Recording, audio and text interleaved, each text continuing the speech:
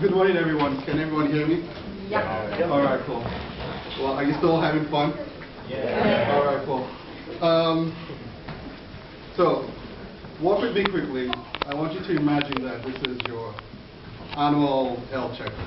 You know, you're feeling very healthy, but you know they tell you have to go to the doctor every year. So you decide, you know, I'm going to go to the doctor this year. I want to go see how I'm doing. You know, he gets a chance to check me up. And you kind of had like, you know, like a pimple on your shoulder, and it was nothing.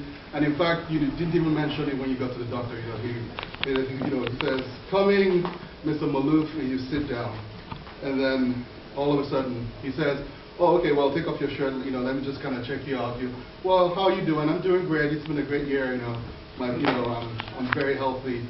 And he says, "Well, you have this pimple here. You know, how long have you had it?" "Oh, it's nothing. You know, just been a little irritation." He said, "Okay, well, okay, maybe it's nothing. Let me check it out a little bit. You know, I'll send you out for a biopsy, or you know, maybe get an extra MRI."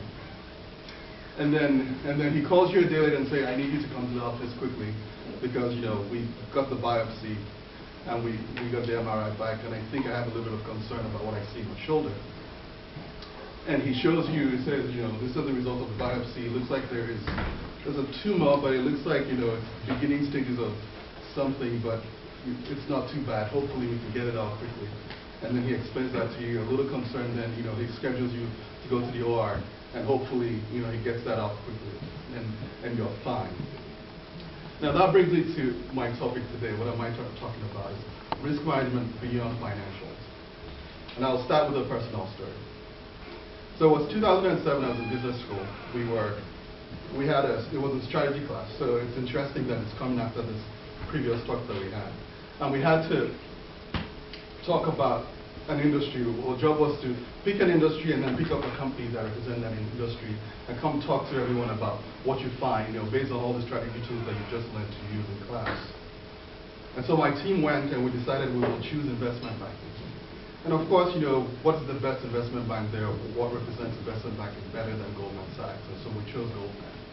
And so my team came together and we reviewed the financials. Somebody reviewed the articles that were there. Somebody else talked about the research reports that they had. And we kind of looked at all the data. We came together, and all of you guys know how that works. We were together in the basement and we began to look at the data, and the financial guy said, "Oh, you know, they've had a really good year. 50% year-on-year return. You know, they're doing really well. Bonus pool this year is the greatest it's ever been. Their business could not be doing better. I mean, look at how well they're doing." And that was interesting. It was like end of story. I guess we'll just go say, you know, just be Goldman Sachs and you do well in investment banking industry. We thought that would be the answer. But then we began to look at everything else that there was. You know, there was the newspaper articles. So there was the issue of Goldman beginning to compete with some of their customers in the core business that they were. And that was really very concerning because I'm sure you all work with investment banking. Investment banking is really about relationships, first and foremost, before anything else. But then there were two other things too that were also concerning. One was they were beginning to trade on their own account. So their proprietary trading desk was booming. I mean, that business was growing like 100% year on year. They were making a lot of money. But the challenge there was that it was about leverage. There was a lot of leverage in there. So all of you know how leverage works. In good years, it works really well. But in bad years, you know, it sends you tumbling down. But then the third thing was their prime brokerage business, which was their business with hedge funds, was also growing significantly. And we felt like, look, they're making a lot of money here, but how is that going to survive going forward? And so we tried to begin to put all the pieces together as best as we could. And we said, you know, this doesn't look sustainable, even though 2007 was a banner year for them and everything looks good. And it would be hard to explain all of this, but then we just began to try to think through what we thought that meant. So we tried to come up with our recommendations, everything that we thought, but we were challenged because it was Goldman we were talking about. I mean, it wasn't just, I don't know, some run-up-and-build investment like it was Goldman, the standard bearer of the industry. And we thought, you know, we felt like a crisis was looming, and we had to be able to present that to our peers and everyone else. Think about it, it's business school. So half of the people in my class probably wanted to go work in investment banking. So we're going to go tell them, you know, the industry you want to go work in looks like crisis is looming, and the king of the industry looks like it's going to come tumbling down.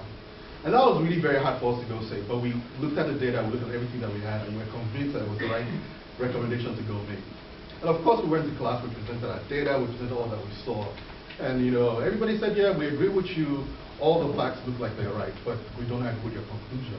We just don't think that, Goldman, being the smartest guy in the room, will be in any of the conditions you think. We think they'll find a way to turn it around, and this will not happen.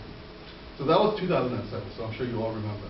So of course 2008 came by, and it was like we were looking in the rearview mirror from 2008 when we spoke in 2007.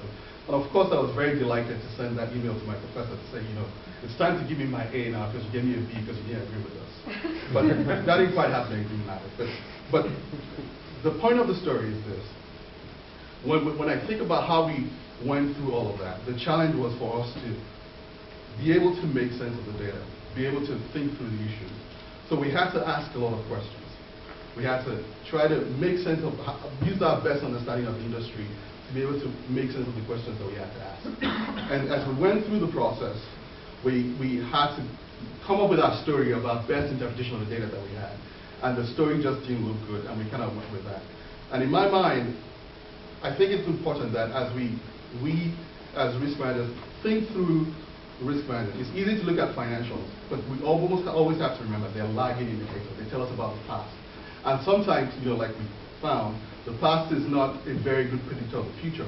And so being able to think through not just the financial data, but also how the industry works and all the different pieces. And like every good doctor, understanding what the anatomy is, what does it look like, what the physiology is, how does it work, what is the pathophysiology, what's not working right about the industry, and being able to come hopefully to the right diagnosis. And instead of looking at one piece of data, when we look at only one piece of data, only one data point, we're like that, one of those 6 blind men that are trying to describe an elephant. One describes it as a tree trunk, one describes it as a rope, one describes it as a wall, but none of them accurately describes the elephant because they don't have the full picture. So the goal is, as we try to make our decisions, that we look at the issues, we come to a full conclusion because we look at every piece of data that we can find, and we can try to piece it all together. Not just in risk management, but in life in general, that we hopefully come to this place of right decision making because we put together all the data that we have, and we come to the conclusion that is right because we looked at all the pieces that there needs to be looked at. Thank you.